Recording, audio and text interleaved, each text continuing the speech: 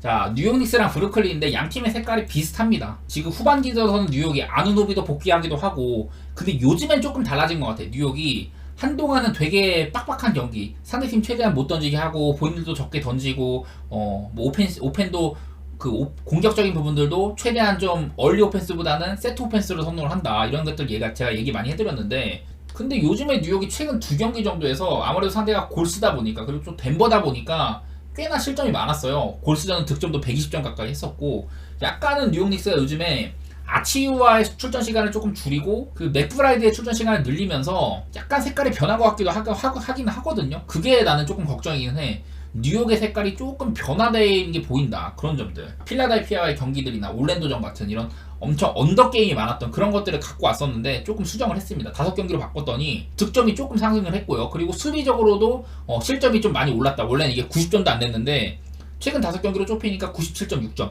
수비적인 면에서는 전부 다 트리플 1등이에요. 뉴욕은 여전히. 덴버한테 그리고 또 골스한테 만났던 경기가 있어도 이렇게나 상대팀의 3점 슛이나 야투로 억제하는 부분에서는 최고입니다. 최고. 그리고 브루클린도 제가 최근 5경기로 좁혔거든요. 올랜도, 인디애나, 샌안토니오, 뉴올, 미러키한테 5연패를 했던 그 기간으로 줄였는데 득점이나 수비나 다 안 되는 모습입니다. 말 그대로 브루클린은.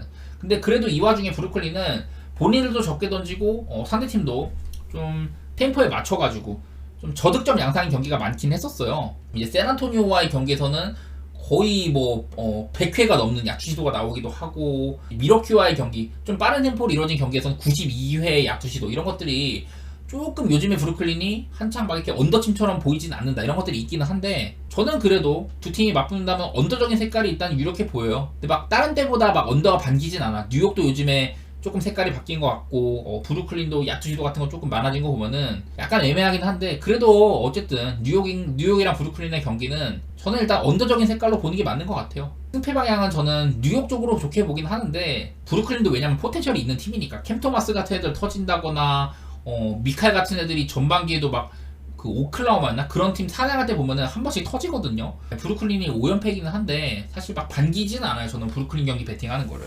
일단은 뉴욕 쪽으로 좋게 보도록 하겠습니다. 뉴욕 쪽으로 좋게 보고 언더 쪽으로 보기는 볼 텐데 등급이 그렇게 높지는 않을 것 같아요.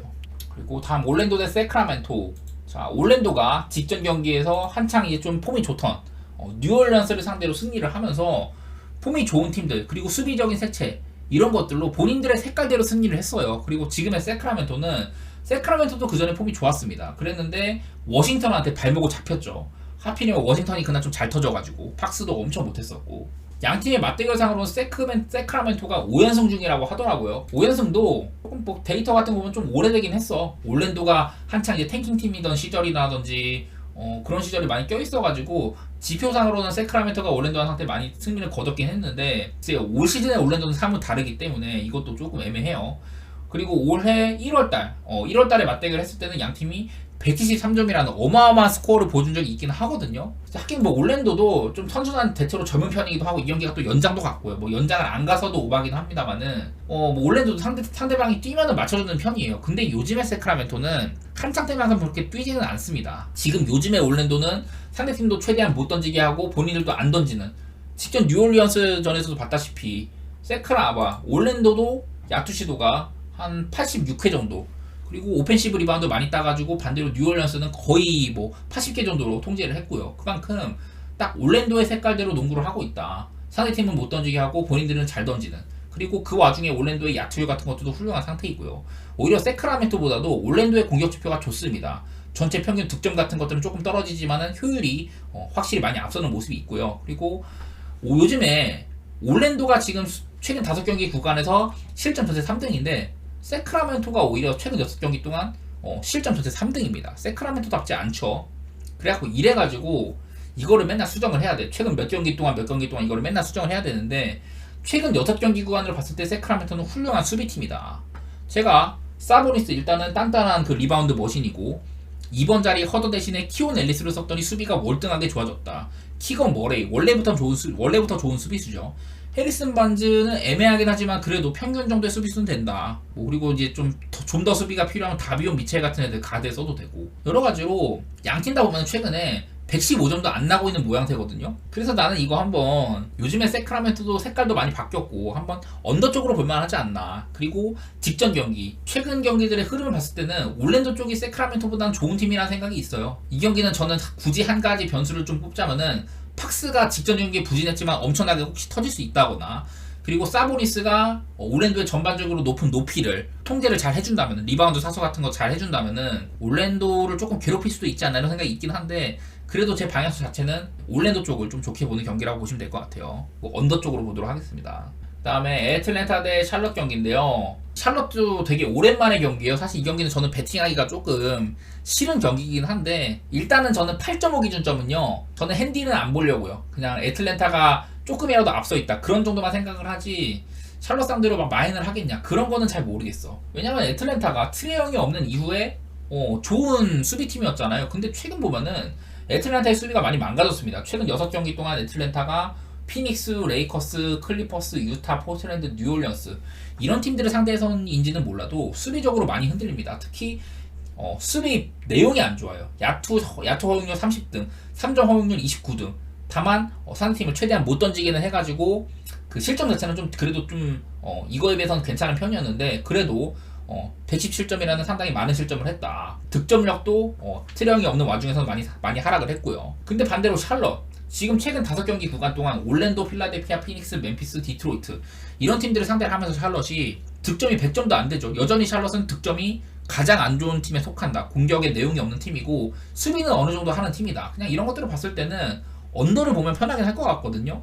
문제는 애틀랜타의 수비 내용이 요즘에 좋지 않다는 거. 반대로 샬럿은 공격이 최하위라는 거. 과연 아무것도 못 맞는 방패와 아무것도 못 뚫는 창, 여기 중에서 뭐가 이기냐거든요. 저는 그래도 양 팀의 내용 같은 거를 보면은 저는 언더가 맞지 않나 그런 생각들을 하고 있긴 합니다. 왜냐면 이게 샬럿이 최근 내용들 보면은 그냥 득점 최대한 득점 엄청나게 안 돼. 올랜도, 필라델피아, 피닉스, 뭐 디트로이트 이런 팀들한테는 100점도 못 넘겼고, 멤피스한테는 100점을 넘기긴 했습니다만은 그 경기도 결국엔 언더였었고요.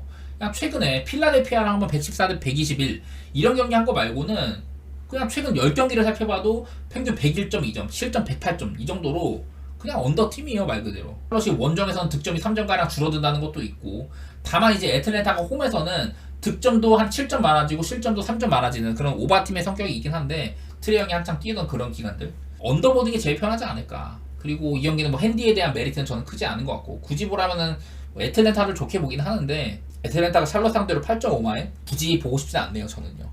이런 것들이 아무래도 애틀랜타 경기를 언더를 보는 요소라고 할 수가 있겠습니다. 최근에 애틀랜타가 경기력이 안 좋은 거는 제일런 존슨의 이탈과도 관련이 무관하지는 않은 것 같아요.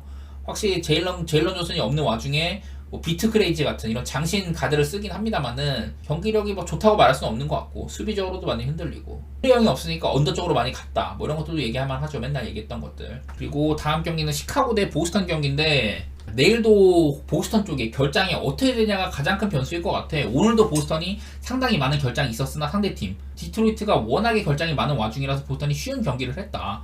사실 오늘 보스턴이나 그 오클라호마나 1쿼터쯤에는 되게 안 좋았었어요. 엄청 끌려가서 한 10점 차까지 끌려가는 것까지 봤는데 결국에는 뒤집었죠. 그만큼 이런 선수의 이탈 차이, 그리고 보스턴이랑 오클라호마라는 이런 동서부의 강팀들의 어떤 뚝심, 그런 것들이 돋보였던 것 같고, 내일도 보스턴이 주루 할러데이가 돌아오냐, 테이텀이 이틀 연속 쉬냐, 호포드 또 휴식할 수도 있다, 이런 것들이 변수가 있긴 있는데요.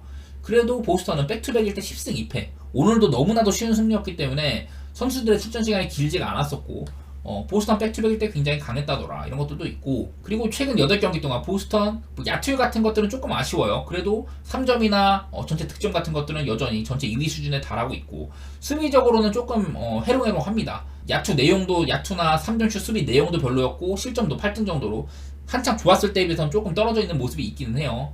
그리고 시카고는 제가 여러 번 말했다시피 얘네들이 수비적으로 되게 흔들린다더라. 최근 7경기 동안 시카고가 휴스턴, 포틀랜드, 워싱턴, 클파, 인디애나, 댈러스, 클파 이렇게 만났는데, 사실 클리퍼스도 얘네한테 126실점을 하긴 했지만은 클리퍼스가 공격 내용이 요즘에 안 좋은 와중이었었고, 워싱턴한테도 98실점밖에 안 했어요. 그리고 포틀랜드 만났었고, 이런 팀들 간의 대결이어서 시카고가 그렇게 일정이 어렵지도 않았는데 118실점이나 했다, 평균적으로. 그런 것들을 보면은 시카고가 확실히 한창 좋을 때보다는 수비적으로 많이 흔들리는구나. 그리고 요즘에 코비 화이트가 부상이었다가 직전 경기에 복귀를 했잖아요. 근데 그 기간 동안 아이오 도슨무의 활약이 좀 두드러졌다는 점. 그 코비 화이트가 결장하는 와중 기대치가 적었던 아이오 도슨무가 최근 5경기 39분가량 엄청나게 많은 출전 시간을 뛰었는데 23.8득점, 야투율 56.3%, 3점슛 46.4%로 공격면에서 코비 화이트를 있게 만드는 그런 활약을 했거든요.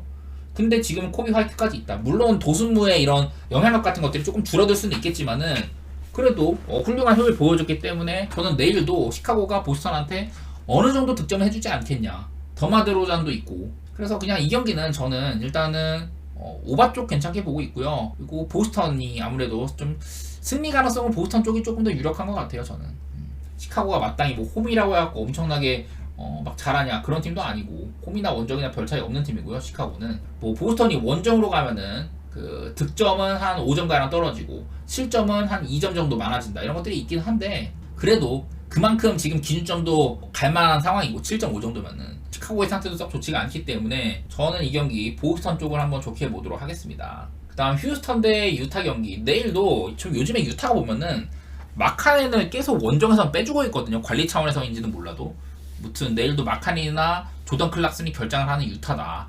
존 콜린스도 내일 퀘셔너블, 유트 세븐도 퀘셔너블 이런데 이러면은 유타가 본인들의 강점이었던 이런 리바운드 사수, 상대팀한테 오펜을 많이 뺏어오는 그런 부분들이 많이 지워질 것 같거든요. 휴스턴이 워낙에 리바운드가 강한 팀이기도 하고 최근에 휴스턴 지금 7연승 중인데 그 7연승 기간 동안 득점 전체 2등, 실점도 상위권에 속한다. 특히 수비 내용이 괜찮죠. 실점 자체는 많긴 했습니다만 이건 상대랑 많이 주고받은 결과이고 실점 내용도 그렇고 다 괜찮았다. 휴스턴이 또 보면은 비교적 좀 떨어지는 야투 효율이나 3점슛 효율에 비해서 득점은 많았다. 그리고 좋은 수비 효율에 비해서 실점은 많았다. 한마디로 많이 던지고 많이 이렇게 허용하는 팀이라는 거거든요. 휴스턴이.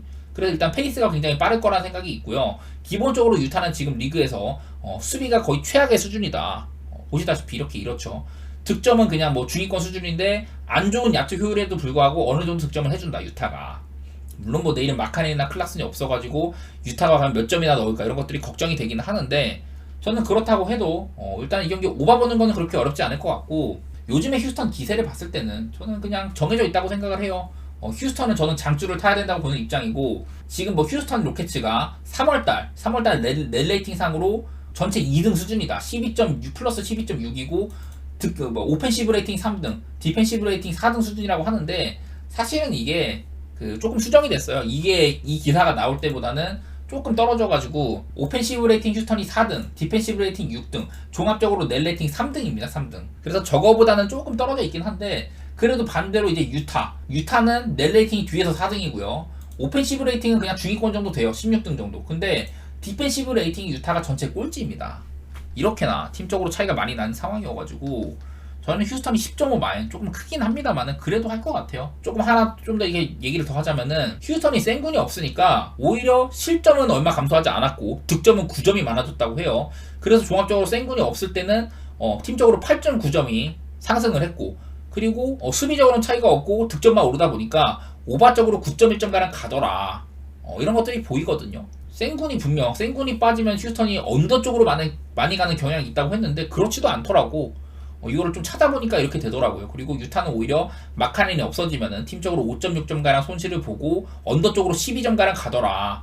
이런 것들이 있어갖고 내일 좀 언더오버가 아쉽긴 한데 그래도 양 팀의 스타일상으로는 저는 오바가 맞다고 생각이 되고 그리고 휴스턴 쪽으로 좋게 보도록 할게요. 10.5 마이는 크긴 하죠. 이거는 좀 생각 좀 더 해보시고 저는 일단 휴스턴 쪽을 좋게 봅니다. 그 다음에 샌안토니오 대 피닉스는 저는 패스할 것 같거든요.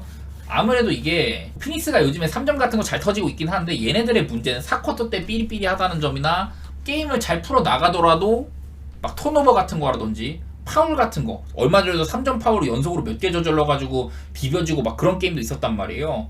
일단 피닉스가 부커, 빌, 알렌, 듀란트, 너키치 여기다가 직전 경기 때 에릭 고든도 살아나고 벤치 포인트도 상당히 많았다는 그런 것들 때문에 피닉스를 좋게 볼 여지가 많기는 한데 일단은 피닉스를 아주 믿기는 힘들다 그런 얘기를 해보고 싶고 그리고 자 샌안토니오는 내일 백투백이거든요. 샌안토니오 백투백일 때는 2승 9패였었다.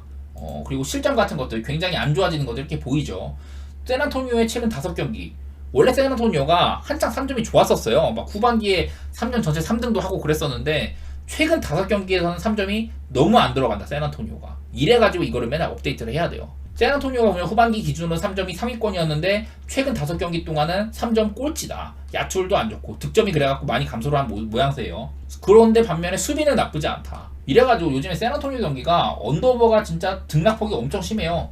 오늘도 멤피스한테 제가 멤피스 상대로 12연패를 달리고 있었는데 그거를 깰만 하지 않냐 이런 예측을 했는데 3점 슛이 38개 중에 7개밖에 안 들어갔고 야투도 진짜 너무 부진했었죠. 그런 경기를 한 터인지라 이 경기가 상당히 어렵네요. 저는 사실은 이거 올 시즌 맞대결도 샌안토니오가 피닉스한테 2번 다 이겼거든요. 왜냐면 그때 첫 경기 때는 피닉스가 부커나 빌이 없었고 듀란트만 혼자 있었고, 두 번째 경기 때는 부커가 있었는데도 그날 샌안토니오 웬메냐마가 38득점 11월 달이어가지고 엄청 시즌 초반인데 그랬던 경기였어서 샌안토니오가 두 번 다 승리를 했었어요, 피닉스 상대로. 그래서 이 경기가 조금 승패 방향이 애매했는데 내일도 승패 방향 패스할 것 같고 저는 그냥 오바 정도만 볼게요. 요즘에 샌안토니오 경기가 언더가 많이 있다곤 하지만은 그래도 피닉스 이 새끼들은 수비는 여전히 안 되고 있고 공격도 요즘에 3점도 살아나고 야투도 살아나는 상태이다. 그런 것들 봤을 때는 그냥 피닉스 경기는 언더 누르기 힘들어요, 아무리 상대가 샌안토니오여도. 그리고 샌안토니오도 여전히 오늘처럼 야투가 개판일 수도 있겠지만은 멤피스보다는 피닉스 수비가 조금 더 헐거운 느낌이 있고, 오늘 너무 개판이었었어 샌안토니오가. 너무 이 정도로 개판일 수가 없다 수준이었어가지고 내일은 조금 더 낫지 않겠냐 그런 생각들 해보고, 백투백일 때 실점도 굉장히 많았다. 그런 것들 보면은 그냥 저는 오바 정도만 보도록 할게요, 이 경기는요. 그 다음에 워싱턴 대 토론토, 지금 상당히 폼이 안 좋은 팀들 간의 대결이죠. 특히나 토론토는 결장이 너무나도 많다. 제가 어제 퀴클리가 오피셜로 결장이었는데 내일은 퀘스처너블인데 퀴클리, 바렛, 반즈, 부시에, 퍼들 이렇게 결장한 들로 베스트 5를 내보내면 토론토의 베스트 5다.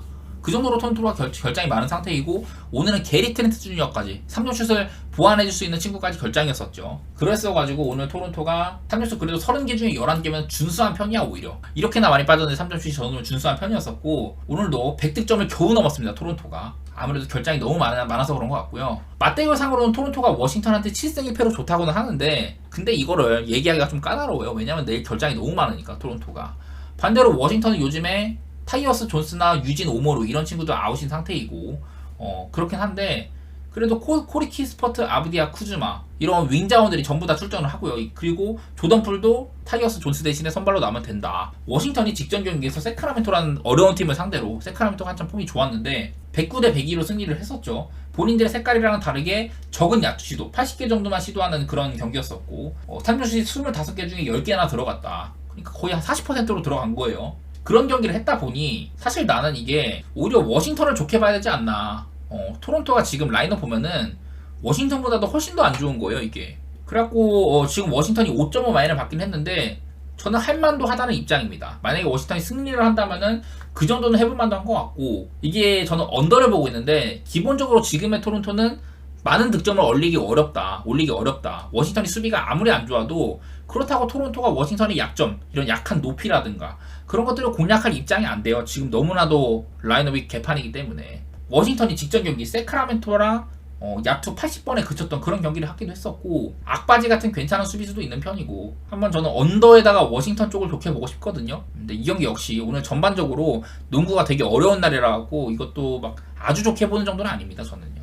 스카티 반즈가 없었을 때 토론토, 이것도 제가 몇 번 보여드렸었죠. 언더 쪽으로 많이 가고 득실 볼륨 같은 것들 많이 빠진다. 이런 것들 확인하면 좋을 것 같고요. 그 다음에 포틀랜드 대 덴버인데 지금 덴버 쪽에서 내일 자말 머레이랑 요키치가 쉴 수도 있다고 하더라고. 이게 가장 큰 변수일 것 같은데 아무래도 이 경기가 11시 경기라 제가 내일 아침에 뭐 확인할 수는 없을 것 같아요. 밤 사이에 좀 오피셜이 나온다면 좋겠지만은 현재로서는 요키치나 머레이의 출전 유무를 파악할 수가 없다. 만약에 저는 얘네들이 안 나온다고 하면은 뭐 포틀랜드를 그래도 프렌 정도는 볼만할 것 같아요. 왜냐면 포틀랜드가 내일 백투백이긴 한데 올 시즌 포틀랜드는 백투백일 때 굉장히 강한 편입니다. 8승 4패로 굉장히 강한 편인데 올 시즌 승수가 19승인데 백투백 승수가 8승이에요. 그 정도로 백투백일 때 좋은 면모가 있고 백투백일 때 상대팀의 3점을 엄청나게 잘 통제를 한다더라. 그런 것들도 있고, 사실 지난번 이제 클리퍼스와의 2연전에서 봤다시피 포틀랜드가 여러 면에서 좀 안 좋았어요. 체급에서 밀린 면모도 없지 않아 있었고, 저번 경기 때는 클리퍼스한테 스틸 같은 거 엄청 많이 당하고 본인들의 강점도 전혀 안 나왔는데 오늘 경기에서는 포틀랜드가 그래도 상대팀보다 더 많은 스틸, 그리고 더 많은 오펜시브 리바운드 이런 것들 덕에 비비는 경기를 했었죠. 오히려 지난번보다 경기 내용은 더 좋았다. 그래서 프렌도 성공하기도 하고, 저는 일단은 요즘에 덴버가 살짝 득점력도 아쉬워졌다는 거, 최근 5경기 기준 뉴욕이랑 미네소타, 댈러스, 샌안토니오, 마이애미 막 이런 팀들 상대해가지고 수비적인 색채가 있는 팀들을 상대해서 그런 거긴 합니다만은 일단은 211.5 정도는 오바가 날 것 같고요. 뭐 물론 요키치나 머레이의 출전 유무를 봐야겠지만은 211.5 정도면은 지금 양 팀의 색깔을 봤을 때는 만만한 기준점이라는 생각이 있고 만약에 요키치나 머레이에 결장이 있다 그런다면 저는 포틀랜드 프렌드 볼만할 것 같거든요. 예, 별다른 생각은 안 드는 것 같아. 이 경기는 그냥 다른 것보다도 덴버의 출전 이런 스타 선수들의 출전 유무가 가장 중요하다 그런 경기인데 뭐 내일 아침에 조금 더 보완하도록 하겠습니다. 이 경기는요. 자, 내일 감사하게도 제 유튜브를 구독해주신 분들이 2,000명이 넘었어요. 표 발송을 기존에 팬이셨던 분들도 별풍선 1개만 쏴주시면 다 발송해드릴 거고, 팬가입 안 되시는 분들도 별풍선 1개로 팬가입 해주셔도 다 표 발송해드리는 그런 이벤트를 계획하고 있거든요. 내일도 방송 찾아주시면 감사할 것 같고, 별풍선 1개에도 발송해드리도록 할 테니까 도와주시면 감사하겠습니다. 자, 뭐 제가 여러 차례 요즘에 축구 분석을 할 때는 이렇게 국대 주간 분석을 할 때는 이게 필수적이라고 생각을 해요. 유럽 티어 바탕으로 저는 얘기를 할 것이며 알고 계시면은 좋을 것 같아요. 네, 일단은 저는 가장 첫 경기는 아일랜드 대 벨기에 경기 먼저 살펴볼게요. 벨기에를 제가 여러 차례 아까 티어표에서도 잠깐 봤다시피 하위 취급을 하고 있긴 해요. 그래도 이거보다는 이번 예선도 상당히 잘 치렀던 편이고 이거보다는 스위스보다는 사실 앞서 있어야 되는 게 맞는데 그거는 일단은 이번 유럽 국대 주간을 전부 본 다음에 좀 변경을 할 거고, 저는 개인적으로 벨기에가 지금 세대 교체 중에 있는데 앞으로 가망이 썩 좋아 보이진 않는다는 소리는 일단 드리고 싶어요. 이번 예선을 한번 보면은 벨기에가 이 정도로 벨기에가 그룹 F조에서 오스트리아, 스웨덴 이런 만만치 않은 팀들, 물론 벨기에보다는 약간 하위 레벨이라고 볼 수 있겠지만은 이 와중에 4실점밖에 하지 않았고 22득점으로 충분히 많은 득점을 했고요. 22득점 4실점으로 그래도 체면은 챙겼다. 오스트리아한테 원정 갖고 2대3으로 이긴 거 뭐 그런 것들이 있긴 한데, 사실 벨기에가 이 22득점 중에 8경기 22득점 중에 11골이 전부 에스토니아를 상대로 11골을 뽑은 거거든요. 그래서 남은 6경기 동안은 11득점에 그쳤다. 오스트리아, 스웨덴, 아제르바이잔 상대로는. 그리고 좀 아제르바이잔 원정에서 좀 충격적인 그런 모습도 보여주기도 했었었고, 그렇다고 벨기에를 또 까내릴 것도 없죠. 왜냐면 벨기에가 지금 A매치 전적이 이렇거든요. 월드컵에서 이제 크로아티아한테 이렇게 비긴 이후로는 나쁘지가 않거든요. 월드컵에서는 조별딱을 하긴 했지만은 그 이후로 유로 예선에서 한 판도 지지 않았었고, 독일 상대로 2대3으로 이기는 모습들이라든지 세르비아 같이 까다로운 상대들한테도 1대0으로 승리도 하고, 여러 가지로 벨기에가 뭐 나쁘진 않습니다만은 저는 뭐 하나 좀 꼬집고 싶은 게 있는데, 뭐 루카쿠가 뽑혀는 있는데 루카쿠가 아마 못 나올 거라고 해요. 그 사타구니 부상 때문에 아마 아일랜드전은 못 나올 거고 다음 경기는 뛸 수 있을 걸로 보인다고 하더라. 그래서 지금 브라질에 제대로 된 벨기에 최전방 자원이 제대로 된 선수가 없는 편이거든요.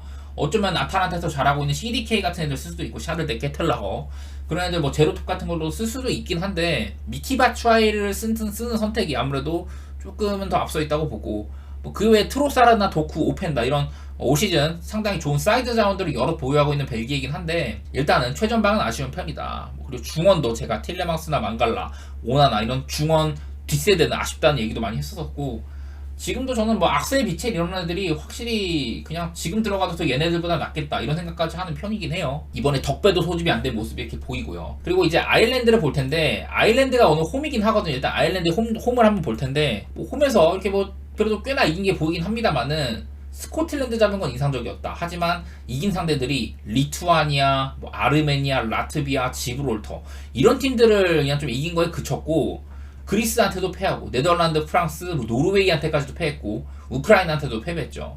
뉴질랜드랑도 비기고 이런 식으로 뭔가 아일랜드가 홈에서도 막 이렇다 위급 팀을 상대로 잘 싸운다든지 그런 모습들이 거의 없었어요. 최근에 이제 한동안 이렇게 안 좋은 모습을 보여줄 때도 있었는데, 이때는 그래도 얘네가 네이션스 리그에서 한 B등급에 있을 텐데, 요즘에는 네이션스 리그 B등급도 조금 위태위태한 모습이 있기는 합니다.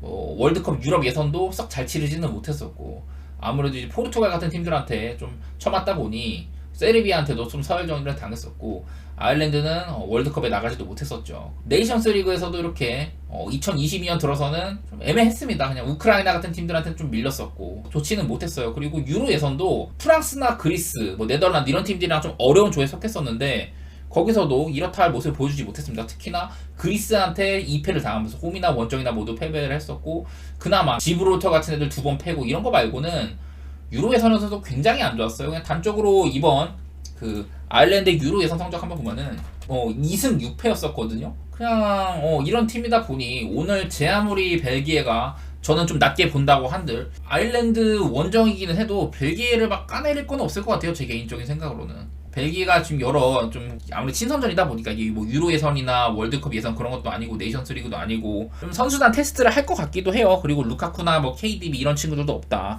오랫동안 벨기에를 빛낸 이런 빅네임들이 없다는 거 그런 것들은 아쉽긴 하지만은 뭐 저는 체급상으로나 여러 가지 면에서 벨기에를 딱히 안 좋게 볼 이유는 크게는 없을 것 같습니다. 이 경기는 저는 벨기에 승정도 그렇게 내다보고 있습니다.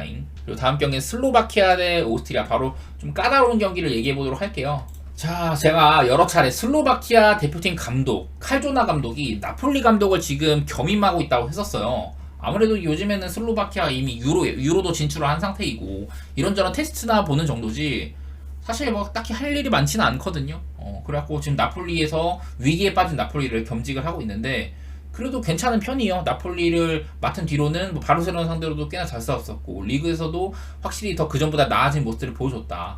여러가지 칭찬들을 많이 했는데 일단은 슬로바키아도 이번에 소집 명단 같은 거 보고 그러고선 얘기 좀 하겠습니다. 제가 옛날에도 한번 말씀드린 적이 있는데 슬로바키아가 나름대로 중원이나 후방은 괜찮아요. 뭐 두브라브카 골키퍼 있고 우리가 알만한 슈크라니아르 그리고 뭐 기욤베르 괜찮은 선수들이 여러 있습니다. 바브로라든지 뭐 지금은 그리고 예전에 비해서는 여러 선수들이 빠진 게 오히려 좀 체급이 떨어져 보이긴 한데 그래도 수비진은 괜찮은 모습들이 있다. 중원도 보면은 오랫동안 대표팀에서 활약한 쿠츠카 이제는 나이가 많이 들어갔고 자국 리그로 돌아가긴 했는데 그래도 그 센츄리 클럽에다가 좋은 자원이고 욘드레이 두다라든지 로보트카 있고요. 좋은 선수들 많이 있어요. 전방은 별로 얘기할 게 별로 없는데 그나마 얘기하면 뭐 수슬로프 정도? 제가 아는 이제 헬라스 베로나에서 활약하고 있는 수슬로프 정도. 특히 뭐 좋은 선수가 많지는 않아요. 이 슬로바키아의 약점 중에 하나는 좀 최전방이라고 할 수가 있는데 그래도 옛날에는 막 괜찮은 선수들이 몇 명 있었어. 좀 뭐 테크니션 같은 선수들. 근데 요즘에는 자원들이 많이 안 나오고 있습니다. 함식의 은퇴도 그렇고요.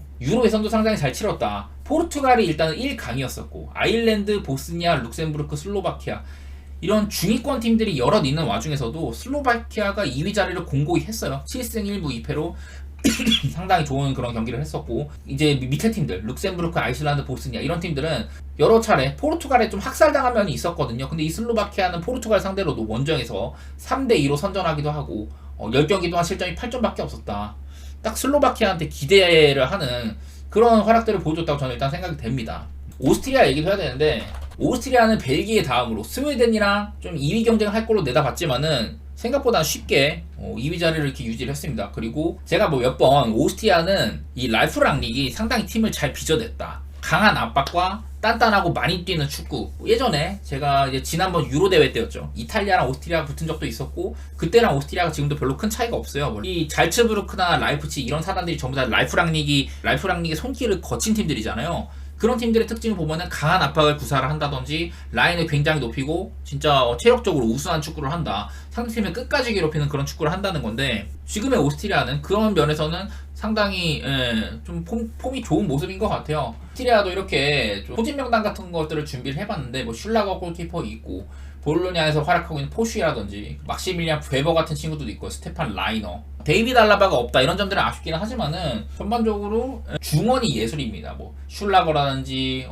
세이발드, 자비처, 그릴리치 지금 여기 오스트리아 중원이 너무나도 훌륭해가지고 얘네들을 최대한으로 활용하기 위해서 지금 막 3백 왜냐면 라이트 윙백이나 레프트 윙백 이런 데로 윙백 자원들을 최대한 활용하려고 왜냐면 중원 구성이 상당히 좋거든요. 그리고 또 랄프 랑닉이 좀 추구하는 그런 축구랑 맞는 친구들이 많기도 하고 훌륭한 이런 중원 자원이 상당히 많은 오스트리아다. 최전방은 약간 아쉽기는 해요. 뭐 바움가르트너를 살짝 좀 뭐랄까 세컨탑으로 쓴다든지 약간 그런 경우도 있긴 했는데 아르나우토비치도 부상으로 소집이 안 된 편이고 나이도 많은데다가 오스트리아가 약간은 한창 좋았을 때보다는 조금 빠져있기는 해요. 지난 몇 년 동안 보여줬던 단단하고 강한 압박 체력적으로 진짜 지치지 않는 축구 그런 것들을 또 예선에서도 그렇고 오늘 슬로바키아와의 경기도 좀 구현이 될 만하지 않나 그런 생각들을 일단 해보고 있습니다. 저는 개인적으로 이 경기는 진짜 좀 유럽에서 복병 역할을 할 만한 팀들의 대결이라고 생각이 들고 양팀이 이번 예선에서도 좋은 모습을 보여줬는데 그래서 사실 어느 한쪽의 우위를 이렇게 들어주긴 조금 힘들어요. 그나마 이제 사실은 오스트리아를 조금 더 위쪽으로 보고 있기는 한데 진짜 조금이라도 위로 보는데 오늘도 슬로바키아의 홈 경기이기도 하고 그런 점들은 조금 걸리기는 하네요. 왜냐면 뭐 슬로바키아나 오스트리아나 최근에 A매치에서 좋은 모습을 보여준 건 맞아. 슬로바키아 최근 A매치 이런 상태이고요. 포르투갈 같은 팀 아니면은 거의 이렇게 패배하지 않았다. 과거에는 좀 이렇게 벨로루시랑도 비기고 룩셈이랑도 비기고 이런 게 있긴 했는데 그래도 그 이후로는 전반적으로 많이 이겼고요. 그리고 오스트리아 역시 최근에 이런 상태예요. 막 벨기에 같이 확실한 우위급 팀들 아니면은 잘 지지 않았다. 이탈리아 상대로 승리도 해보고 이런 팀들 간의 대결이라서 좀 까다로운데 그냥 뭐 하나 추가적으로 보면 양 팀의 홈이나 원정 성적 같은 거 좀 볼게요. 일단 먼저 오스트리아는 최근에 원정에서 이렇게 잘 지지 않았다. 프랑스나 덴마크 같은 확실한 좀 위급 레벨 이런 팀들한테 진 거 말고는 벨기에랑도 비기고 스웨덴 원정에서 잡아보기도 하고 여러 가지로 저력이 있는 모습이 있어요. 반면에 슬로바키아는 다소간에 조금 아쉬운 모습이 있습니다.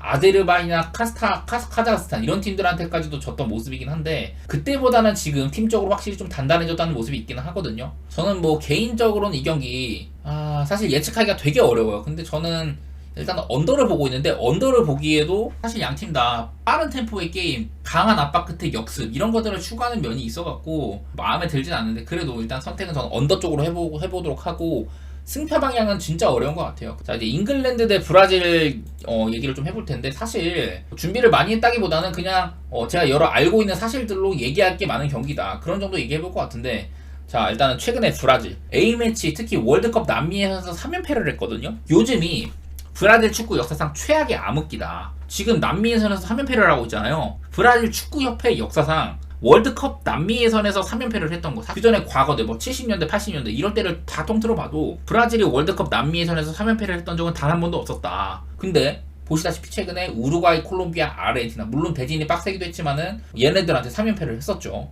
남미 예선에서 39경기 연속으로 무패 행진을 달리다가 우루과이전에서 깨지기도 했었고 월드컵 남미에서 성적 보면은 이래요. 그 전에 진짜 뭐 앞에도 더 있는데 쭉 이렇게 잘하다가 최근에 이렇게 3연패를 받고 있더라. 남미 예선에서 브라질의 월드컵 남미에서 홈 경기 2002년 그 월드컵을 앞두고 신설된 남미 예선에서 홈에서만큼은 한 번도 진 적이 없었거든요. 쭉 보면 아무리 얘네들이 위태위태했다고 한들 한 번도 진 적이 없었는데 처음으로 패배를 했습니다. 이런 식으로 요즘 브라질은 진짜 그동안 없었던 일들이 많이 펼쳐지고 있어요. A매치에서 이렇게 3연패를 했던 게 그 2001년에 한 번 한 적이 있습니다. 2001년에 그 유명한 그 호베르토 카를로스의 UFO 슛 그때 사실 브라질이 그때 4연패를 했던 적이 있어요. 막 멕시코한테도 지고 그랬던 적이 있는데 2001년에 브라질이 4연패를 했던 이후로 처음 있는 일입니다. 이 3연패가. 브라질 축구 역사상 뭐 이런 모든 대회를 통틀어가지고 3연패 이상을 기록했던 적이 두 번밖에 없는데 2001년 컴패드 때 한 번 그리고 지금입니다.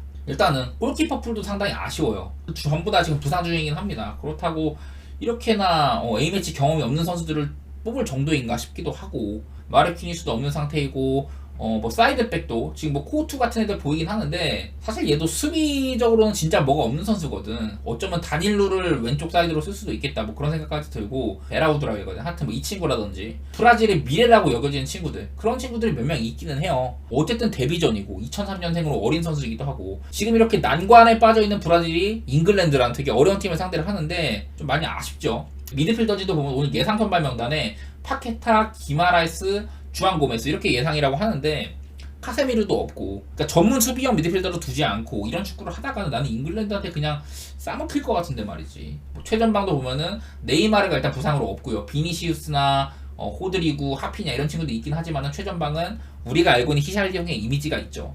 믿음스럽지가 않다. 이런 상황이어가지고 브라질을 좋게 보기가 상당히 어려워요. 제가 되게 길게 얘기했는데 브라질은 상당히 리스크가 있다. 반면에 잉글랜드 네이션스 리그에선 아쉬웠다지만은 유로에선 무패 행진에다가 지금 브라질이랑 비교를 했을 때는 잉글랜드 쪽을 좋게 보는 게 맞는 것 같아요. 그리고 이 경기가 또 잉글랜드의 성지 웸블리에서 펼쳐지는 경기이기도 하고 뭐 양팀의 역사상 맞대결 같은 거는 좀 최근 전적이 별로 없어요. 그래도 2010년대 이후 브라질이 조금 꺾이기 시작한 시점 이후로는 잉글랜드가 승리도 해보고 일단 지지 않았다는 거 뭐 그런 것들도 있기 때문에 저는 개인적으로 잉글랜드를 오늘 좋게 볼 것 같거든요. 브라질이 그 어느 때보다도 크게 흔들리고 있다. 잉글랜드가 홈이다. 물론 브라질이 부잣집은 망해도 3대는 간다고 했던가? 지금 시점에 브라질은 정말 많은 걸 잃어버렸다. 아까 제가 여러 가지 기록들 얘기해드렸죠. 그만큼 브라질을 좋게 볼 이유가 많지는 않은 것 같다. 이런 얘기를 해보도록 할게요. 그리고 저는 이 경기는 개인적으로 언더 쪽까지 또 생각도 해보고 있기는 해요. 그리고 덴마크 대 스위스 경기 사실 얘네들은 조금 삐리한 상태이긴 해. 자 덴마크 내 조가 슬로베니아, 핀란드, 카자흐스탄, 북아일랜드. 덴마크도 물론 유럽에서 절대적인 강자의 위치는 아니기는 해요. 프랑스, 독일, 이탈리아 레벨은 아니니까 덴마크가. 그래도 덴마크는 비교적 쉬운 조에 걸렸고 덴마크를 빼고는 다들 좀 애매한 팀들이거든요. 근데 이 덴마크가 사실은 막 여기저기서 3위까지도 내려앉았었고 막 카자흐스탄한테도 잡히고 최종전에서는 또 북아일랜드한테도 잡히고 이런 식으로 옛날 같으면 덴마크가 그래도 막 에릭센이라든지 호이비에르도 있었고 여러 좋은 선수들이 되게 많았잖아요. 중원도 단단했었고 요즘에는 확고한 강자의 위치는 아닌 것 같아. 뭐 에릭센도 늙었고 페이룬이라는 좋은 선수가 등장하긴 했지만은 저는 개인적으로 덴마크가 현재 한창 좋을 때에 비해서는 아쉬운 상태이다. 그렇게 일단 여기고 있고 스위스도 비슷해요. 뭐 루마니아, 이스라엘, 벨로루시, 코소보 이 중에서 사실은 스위스가 여유롭게 조1위 진출을 했어야지 맞거든요. 근데 되게 어렵게 올라갔습니다. 4승 5무 1패. 뭐 다른 애매한 조였으면 탈락해도 이상하지 않을 정도였었거든요. 팀적으로 굉장히 단단하고 수비도 좋게 가져가면서 유럽 이런 상위권 레벨도 나름대로 잘 잡고 피파 랭킹도 10위 정도에 머물러 있었고 그 유로에서는 프랑스를 끝까지 괴롭히기도 했었었죠. 그 정도의 팀인데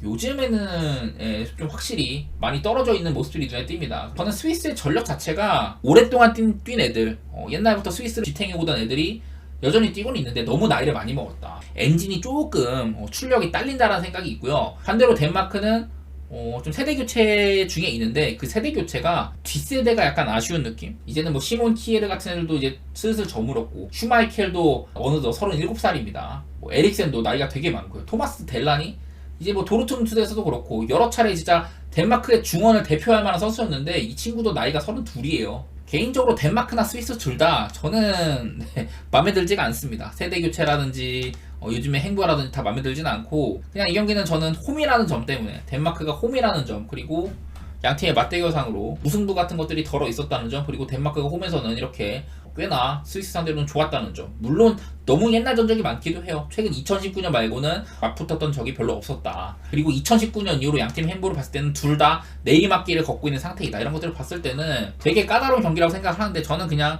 이 경기는 뭐 무승부나 햄무 같은 고배당 노리기에 적합한 경기이지 않나 싶고 제 선택은 햄무 쪽이 조금 더 가까울 것 같기는 하네요. 사실 양팀의 색깔을 생각하면 언더도 나쁘진 않아요. 그리고 다음 프랑스 대 이제 독일 얘기 좀 할게요. 별거 없습니다. 그냥 단적으로 양팀의 최근 행보 차이가 너무 많이 나요. 프랑스는 저는 여러 차례 유럽의 지금 맹주다 이런 얘기도 되게 많이 했습니다. 프랑스의 뭐 선수풀이나 여러 가지를 꼬집어 봐도 흠잡을 게 별로 없어. 하나 흠잡자면은 독일한테 한번 졌었다. 이거 정도는 있죠.